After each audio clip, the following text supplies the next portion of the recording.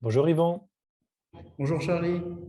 merci de donner un petit peu de ton temps pour parler des Français au Cambodge, un pays dans lequel tu habites depuis maintenant 12 ans.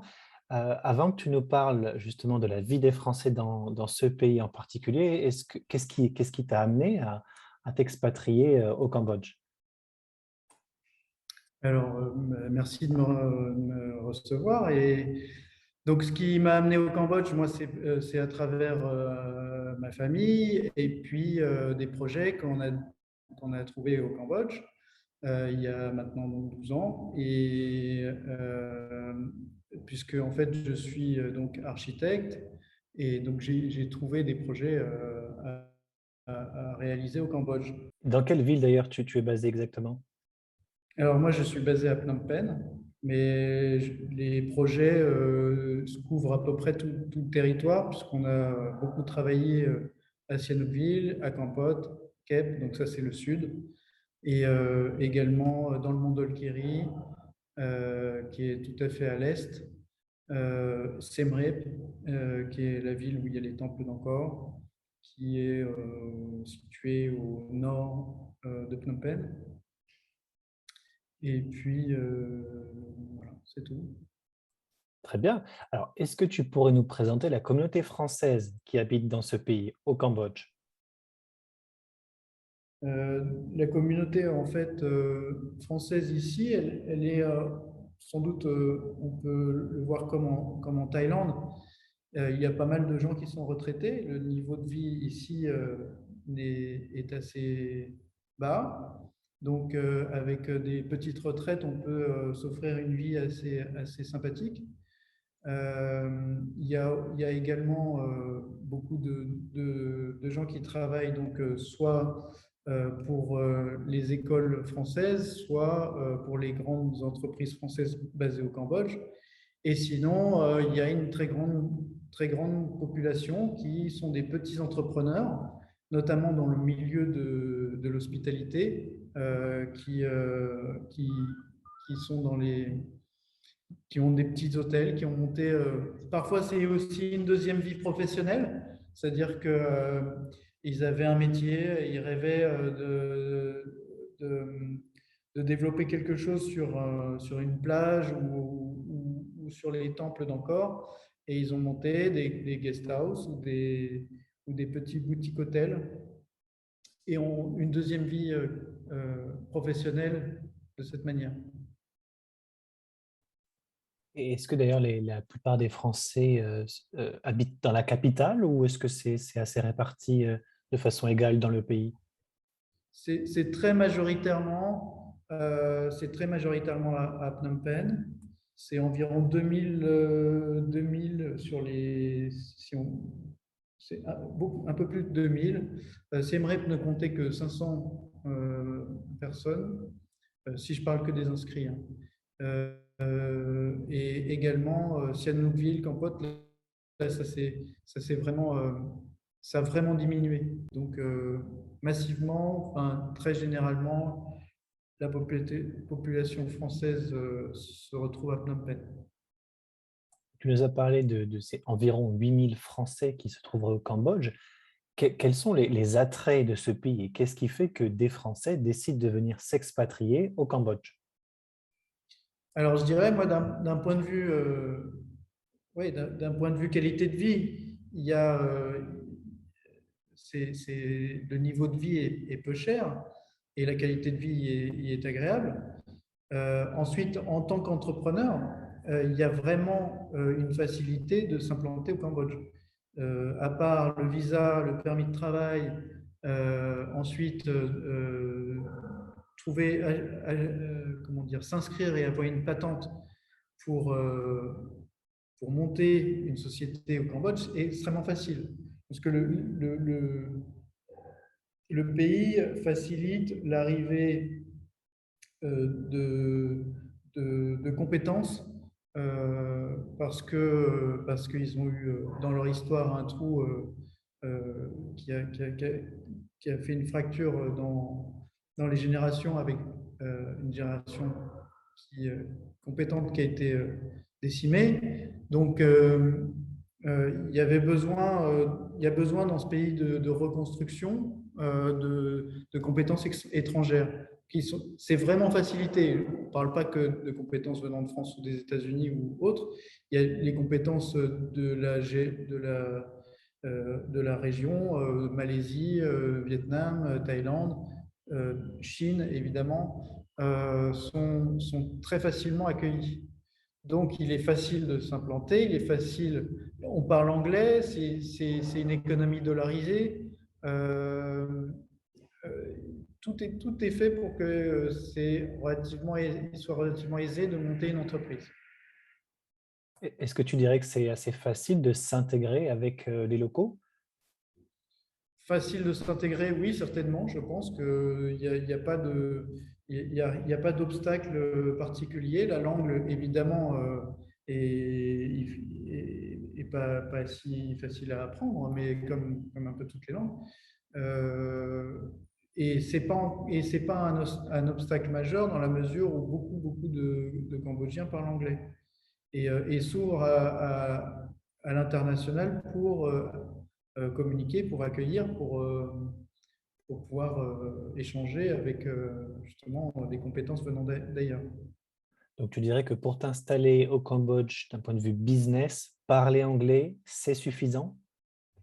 Oui, Ouais. largement suffisant. Il fut un temps où parler français était même peut-être suffisant, mais le français se perd réellement. Encore une fois, c'est une histoire de génération. Mais euh, malgré tout, il y a quand même des alliances françaises. Enfin, il y a celle de Phnom Penh. Et il y a encore beaucoup de domaines dans lesquels le français a un petit peu d'autorité, sauf le domaine pharmaceutique ou médical. Et puis, encore un petit peu sur l'ingénierie de la construction. Mais avec des universités qui ont des partenariats avec des universités françaises. Donc, il y a encore beaucoup de monde, disons, dans les générations âgées, dans les générations intermédiaires, qui parlent français, qui ont eu des scholarships en France. Et, euh, et puis, mais c'est pas avec le français qu'on peut vivre quotidiennement. C'est l'anglais.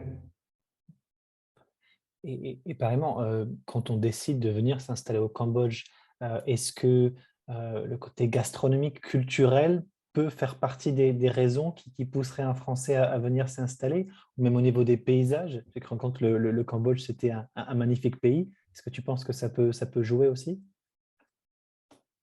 Alors bien sûr, oui, comme je disais, il y a une qualité de vie, et la qualité de vie, elle est donnée par les paysages qui sont magnifiques, le fait qu'il fasse chaud toute l'année, qu'il y ait une saison des pluies, mais qui n'est pas spécialement pénible. Ensuite, pour la gastronomie, on peut tout à fait penser, on peut tout à fait placer la cuisine cambodgienne dans un niveau élevé. La cuisine thaïlandaise est très reconnue internationalement. Alors que ce soit niveau business ou niveau culturel ou même des paysages, on comprend bien pourquoi certains Français décident de venir s'installer au Cambodge.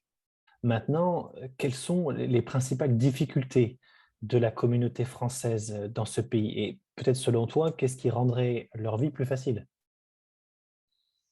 Alors, je vois pas beaucoup de difficultés intrinsèques au pays. C'est-à-dire qu'à part qu'il faut s'adapter sur leur, leur, euh, leur mode de vie et leur rythme de vie. Euh, donc, euh, dans le travail, voilà, ils peuvent adopter des rythmes un peu plus lents ou comment dire, mais ça, c'est une difficulté qu'on doit gérer soi-même. Enfin, chacun dans son domaine va trouver sa manière de former son personnel, d'arriver à leur faire faire la qualité de travail qu'on veut rechercher. Sinon, les difficultés ici sont les difficultés propres à l'expatriation, c'est-à-dire que nous, on est loin de la France, ici même très loin. On a malgré tout une ambassade, un consulat, une école française. Euh, L'hôpital de référence ici, qui s'appelle Calmette, pareil, a beaucoup de médecins qui parlent français. Bon, c'est pas la plus grande qualité de soins de la région du tout. C'est meilleur en Thaïlande, c'est meilleur au Vietnam, mais il y a depuis quelques années une jonction entre l'hôpital de Bangkok et un hôpital ici au Cambodge, donc qui offre des soins de meilleure qualité et surtout qui pourrait offrir, qui offre euh, le rapatriement si besoin est. Est-ce que le Euh, système de santé est abordable? oui, oui. Et puis, en fait, alors il faut être assuré. Parce que si on est assuré soit à la CFE, soit dans une mutuelle internationale, les soins peuvent être remboursés, que ce soit à Calmette ou dans plusieurs cliniques ici. Donc les soins peuvent être pris en charge comme un Français de l'étranger.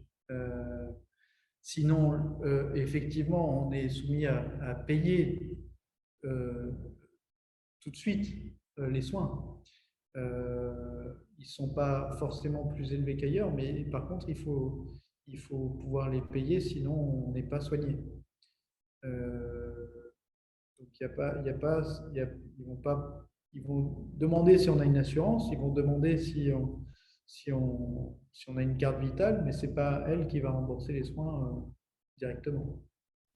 Peut-être au niveau sécurité, tu dirais que voilà, c'est safe, on va dire, de s'expatrier au Cambodge, ou est-ce qu'il y a des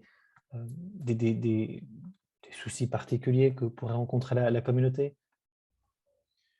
Donc, il y a des réunions aussi également à l'ambassade.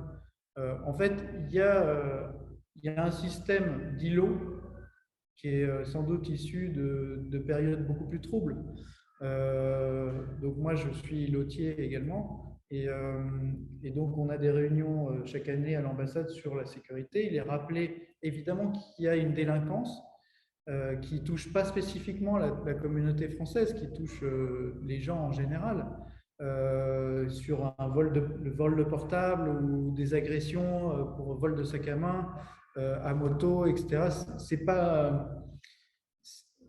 il y en a quand même un certain nombre. Il faut être vigilant. Et il faut surtout être vigilant. C'est pas, je pense qu'en étant relativement vigilant le soir, etc., dans certains quartiers, on peut éviter ces problèmes de sécurité. Et sinon, globalement, il y a pas un phénomène majeur d'insécurité. Donc, Yvon, tu nous as présenté à la fois les attraits de ce pays, le Cambodge, et les difficultés que connaît la communauté française dans ce pays. Maintenant, je voulais te parler plus particulièrement de la situation Covid.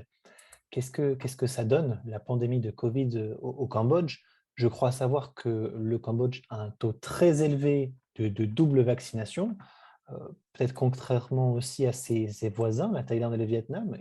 Qu'est-ce qui explique cela? Alors, le Cambodge a pris le Covid très au sérieux, très rapidement. Donc, on a été épargné par les cas pendant longtemps. Il y avait un confinement, ils ont fermé les frontières, ce qui a posé des problèmes énormes économiques. Mais ils ont extrêmement rapidement agi très fortement. Sans doute parce qu'ils connaissaient leur incapacité à soigner. Le nombre de lits en réanimation est très faible, donc ils ne voulaient pas se retrouver avec des vagues de malades incontrôlables. Et ils ont extrêmement rapidement fermé les frontières et se sont tenus à des confinements. La population, elle est absolument, elle comprend absolument bien cela elle est très disciplinée. Et donc, on a longtemps étaient épargnés. Par contre, évidemment, la fermeture de toutes ces frontières a touché et impacté massivement le secteur de l'hôtellerie et de la restauration, enfin de l'hospitalité, extrêmement fortement. Donc, et pas seulement les communautés internationales, pas seulement la communauté française, c'est tout le secteur du tourisme au Cambodge qui est impacté. Euh, donc, ensuite, effectivement, depuis la vaccination, ils ont également pris en main les choses très rapidement et vacciné la population hyper rapidement. Et la population internationale, nous, on était invités à être vaccinés gratuitement. Et la procédure a peut-être été mal comprise au début, mais très rapidement, tout le monde et tous les Français ont pu se faire vacciner. Et ils ont un objectif de vaccination de 93%, ils en sont à 88%. Le Vietnam est, je crois, en dessous de 40%. Donc, cette vaccination aujourd'hui leur permet de dire qu'ils ouvrent les frontières, leur permet de dire que maintenant, si les gens venant font un test PCR, sont vaccinés, à ce moment-là, ben, ils peuvent tout à fait assumer, disons, les malades, les cas de maladie qui potentiellement deviendront dans très peu de cas graves. Et à ce moment-là, leur capacité d'accueil pourrait être bonne. Mais, et donc, ils ont dédié d'ailleurs des hôpitaux. Pour l'anecdote, c'est un hôpital que j'ai construit, qui a été dédié au Covid. Et donc, voilà. Donc, nous, on a été vaccinés rapidement. Il y a la population a sans doute eu assez peur et sont assez compréhensifs là-dessus. Ils se vaccinent très volontiers. Je comprends bien au niveau de la vaccination. Maintenant, qu'en est-il des sorties et entrées du territoire? Tu nous as dit que le Cambodge avait fermé ses frontières. Est-ce que ça veut dire qu'un Français ne pouvait ni sortir ni rentrer dans le pays? Alors là, on remonte à presque 2 ans maintenant. Au tout début, il était impossible de rentrer au Cambodge pendant un certain temps. Puis il y a eu le système des quarantaines. Et donc le système de quarantaine s'est levé très récemment en deux étapes. Une première étape où ils ont réduit la quarantaine de 14 jours à 7 jours. Et maintenant, il n'y a plus de quarantaine, c'est directement, les frontières sont complètement ouvertes. Donc, il va y avoir, comme au Vietnam, comme en Thaïlande, un retour complet du tourisme. Donc, le Vietnam a réouvert, je crois, un peu avant, la Thaïlande également. Et là, le Cambodge a pris la décision d'ouvrir. Et en bonne disposition, puisque, encore une fois, la couverture de vaccination est énorme. Et peut-être ma dernière question pour toi, c'est concernant les tests. Est-ce que la communauté française a pu être testée et gratuitement? Alors non, il n'y avait pas de test gratuit. Les tests étaient payants. Donc là, il y a plusieurs manières de se procurer des tests. Alors nous, en tant qu'entreprise, soit on avait des cas de Covid déclarés et à ce moment-là, il fallait tester tous ses employés. Moi, j'ai eu, il y a maintenant 4 mois, un cas qui fait qu'on s'est mis en quarantaine aussi, nous, pendant 14 jours, tout le bureau. Et on s'est testé. À la fin à la fin des 10 jours, des 10 premiers jours, tout le monde était toujours négatif. Et à la fin des 14 jours, tout le monde a pu revenir avec un test négatif. Ces tests, on se les procure. Ensuite, dans les usines, on a une obligation de se faire tester. On avait une obligation de se faire tester toutes les 2 semaines. Et alors c'est fini aussi, ça c'est tout à fait levé. Avant, même sur des chantiers, dès qu'une entreprise étrangère venait, il fallait la tester, etc., etc. Donc tout ça c'est levé. Aujourd'hui, on est revenu à ce que c'était avant. Il y a eu plein d'étapes un tout petit peu progressives, mais très rapidement, avec l'idée qu'on ne pouvait pas se réunir à plus de 15, puis plus de 50. Puis voilà, tout ça, ça se lève vraiment progressivement et rapidement. Je pense qu'en décembre, tout ça, c'est de l'histoire ancienne. Et en fait, d'ailleurs, les chambres de commerce, et comme il y a une chambre de commerce française également qui facilite bien l'implantation au Cambodge pour les jeunes entrepreneurs qui veulent s'y implanter. La chambre de commerce a recommencé ses activités, ses échanges, ses networking, tout à fait comme avant. On reparle également même des événements que l'ambassade, comme la semaine française, qui sont organisés par l'ambassade, ou les marchés français qui sont organisés par la Chambre de commerce. On reparle de ça, du 14 juillet de l'année prochaine, etc. Donc tout se redéploie, tout renaît, tout refleurit comme avant. C'est une excellente nouvelle. Je te propose d'ailleurs qu'on en reste là. Un grand merci pour avoir partagé ton expérience et j'espère que ton témoignage pourra éclairer certains Français qui décideraient de venir s'installer au Cambodge. Encore merci Yvon. T'en prie, merci beaucoup. À bientôt. À bientôt.